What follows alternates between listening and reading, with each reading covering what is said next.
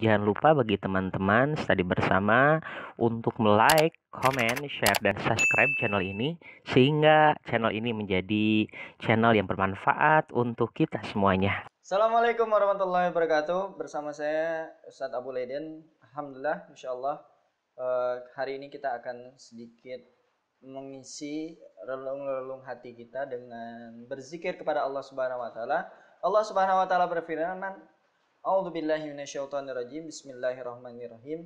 Ala bizikrillahi tatmainnul qulub. Mudah-mudahan dengan kita selalu berzikir kepada Allah Subhanahu wa taala, dengan kita selalu mengkaji ayat-ayat kauniyahnya, maka Allah Subhanahu wa taala menjadikan kita sebagai insan yang hatinya tenang walaupun kita ditimpa berbagai macam masalah dan ditimpa berbagai macam musibah.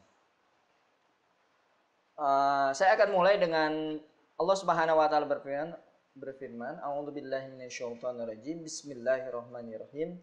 Ya ayyuhalladzina amanu ista'inu bis-sabri was-salah innallaha ma'as-sabirin. Allah Subhanahu wa taala berfirman, sesungguhnya wahai orang-orang yang beriman, maka dipanggil pertama kali adalah orang-orang yang beriman. Sudahkah hari ini kita menancapkan iman di dalam hati kita? Sudahkah hari ini kita menyandarkan segala sesuatunya dari Allah Subhanahu wa taala, termasuk bab rezeki? Bab rezeki ini sangat penting sekali. Saat kita mengetahui bahwa Allah Subhanahu wa taala yang mengatur rezeki kita, maka tidak akan ada lagi khaufun dan hazan di dalam diri kita. Karena kita sudah tahu bahwa Allah Subhanahu wa taala yang mengatur rezeki kita. Maka ketika Allah Subhanahu wa taala di dalam Al-Qur'an memanggil ya ayyuhalladzina amanu, sudahkah iman itu tertancap di dalam hati kita? Sudahkah iman itu kita masuki ke dalam relung hati kita bahwa hanya Allah Subhanahu wa taala yang pemilik rezeki?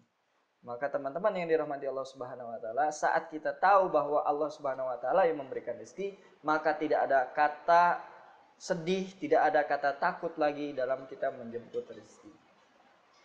Kemudian Allah Subhanahu wa taala menggunakan kata ista'inu, yaitu meminta tolonglah. Saat kita butuh pertolongan, maka Allah Subhanahu wa taala memberikan dua kata kunci yang cukup bisa mewakili seluruh kehidupan kita, yaitu bis-sabri was-shalah, dengan sabar dan salat.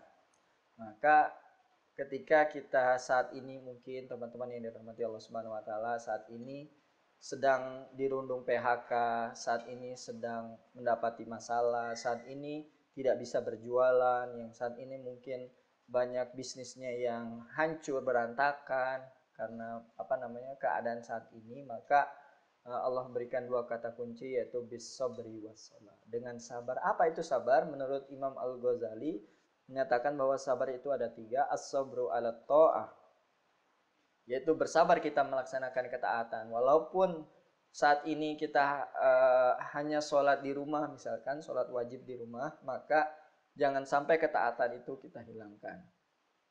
Yang kedua, apalagi menurut Imam Al-Ghazali, as-sabru anil maksiyah, sabar kita menjauhi maksiat. Maka saat kita bekerja dari rumah, saat kita mungkin terkena PHK ataupun ditimpa masalah ataupun bahkan bisnis kita berantakan, maka saat itulah tepat untuk kita menjauhi maksiat, untuk jauh-jauh dari kata maksiat, sehingga rezeki kita hanya untuk keluarga kita, rezeki kita juga tidak kita gunakan untuk melaksanakan maksiat.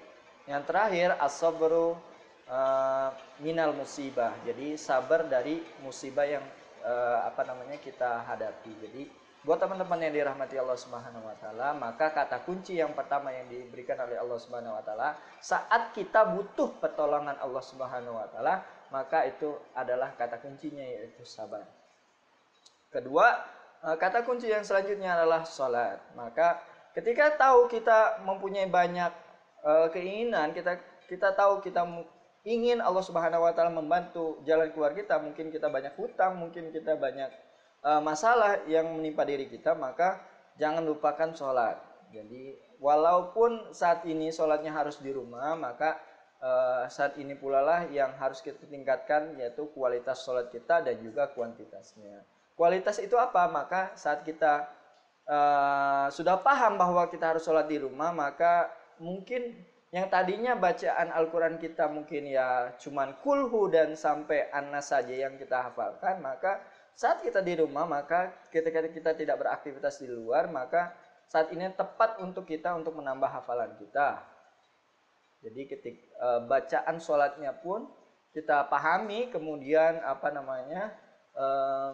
ayat-ayat Al-Quran yang kita pakai di dalam sholat pun jadi bertambah lagi. Yang hanya tadi kulhu sampai An-Nas, maka kita bisa bertambah lagi sampai beberapa surat yang lainnya. Dan yang ingin saya beri garis bawah yaitu innallaha ma'as sabirin. Penggunaan kata inna, sekali lagi buat teman-teman yang dirahmati Allah Subhanahu wa taala, penggunaan kata inna itu mewakili bahwa Allah Subhanahu wa taala ingin menegaskan. Kalau di dalam ilmu balaghah, kata inna itu ingin menegaskan bahwa yang mendengar harus paham bahwa perintah ini atau informasi ini sangatlah penting. Maka ketika Allah Subhanahu wa taala menggunakan kata inna, innallaha ma'as sabirin. Sesungguhnya Allah Subhanahu wa taala bersama. Dan kata bersama artinya Allah Subhanahu wa taala bisa menolong hambanya saat hambanya bersabar. Kebalikannya, Allah Subhanahu wa taala tidak akan menolong hambanya saat hambanya tidak sabar.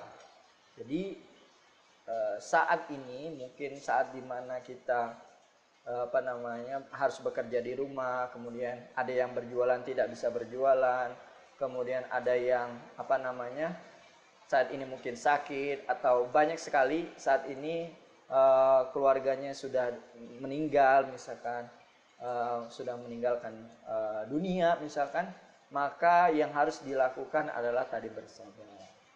Ketika kita bersabar, innallaha ma'as sabirin. Sesungguhnya Allah bersama, artinya saat kita butuh pertolongan Allah Subhanahu wa taala harus ada kesabaran di dalam hidup kita. Sabar apa tadi yang sudah dinyatakan oleh Imam Al-Ghazali bahwa sabar itu adalah as-sabru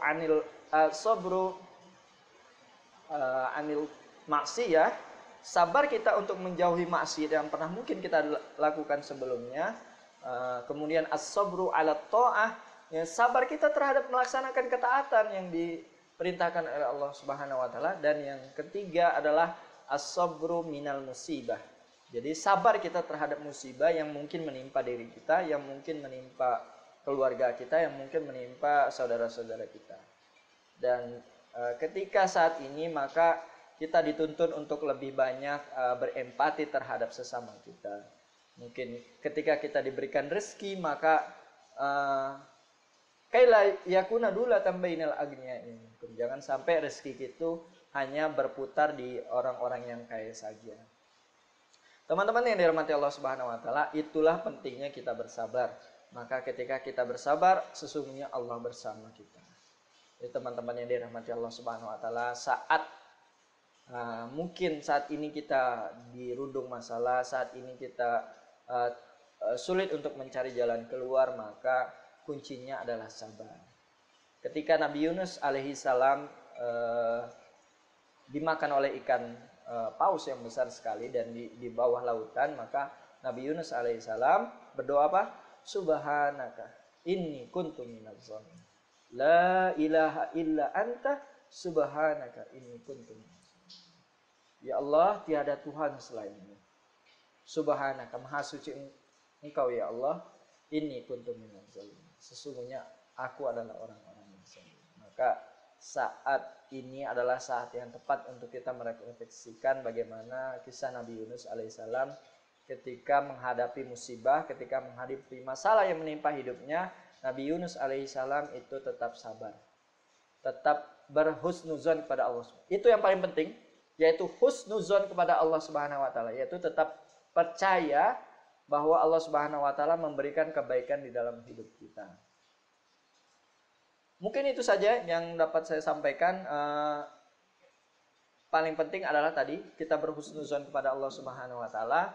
Kemudian jangan lupakan bahwa kata kesabaran itu tercakup 3 makna, yaitu sabar terhadap musibah, kemudian sabar juga kita menjauhi dari kata maksiat, kemudian yang paling penting adalah sabar untuk melaksanakan ketaatan-ketaatan baik itu perkara-perkara yang wajib ditambah lagi dengan perkara yang sunnah.